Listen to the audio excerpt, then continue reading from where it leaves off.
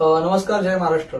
महिला सक्षमीकरण हा मुद्दा उचलून आपल्या पुण्यातल्या जे ऋतुजाताई आहेत, स्वप्नगंधा कलेक्शनच्या मालक, त्या ऋतुजाताईंनी अनेक महिलांना सोबत घेऊन पैठणीपासून अनेक नवीन नवीन गोष्टी बनवून त्या विकण्याचा व्यवसाय सुरू केलाय.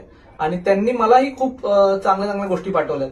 तर त्यामध्ये किचन लटकवण्याचं जे आपण चावी लटकवतो ते आहे आणि की होल्डर आहे. अजून गणपतीच्या पाटावरती जे आपण ठेवतो तो पाटवरती जे कापड टाकतो तर पैठणीपासून बनवले. आणि टोपी एक बनवली आहे, ती पैठणीपासून बनवली. आणि एक डायरी आहे, डायरीवरती त्यांनी शिवणकाम करून म्हणजे पैठणीचं शिवणकाम करून त्यांनी ती डायरी बनवलेली आहे. तर अशा अनेक चांगल्या चांगल्या गोष्टी त्यांनी मला पाठवल्या.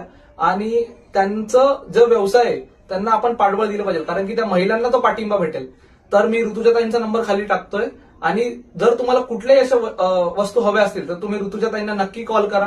आणि मी स्वप्नगंधा कलेक्शनला टॅग केलेला आहे हा व्हिडिओ, तर स्वप्नगंधा कलेक्शनला आठवणीने फॉलो करा. व्हिडिओ आवडला तर लाईक करा, शेअर करा. आणि अशाच मराठी लोकांना पाठिंबा द्या, पाठबळ द्या. आणि नवीन व्यवसायासाठी ऋतुजाताई तुम्हाला पुन्हा एकदा शुभेच्छा. जय हिंद, जय महाराष्ट्र. धन्यवाद.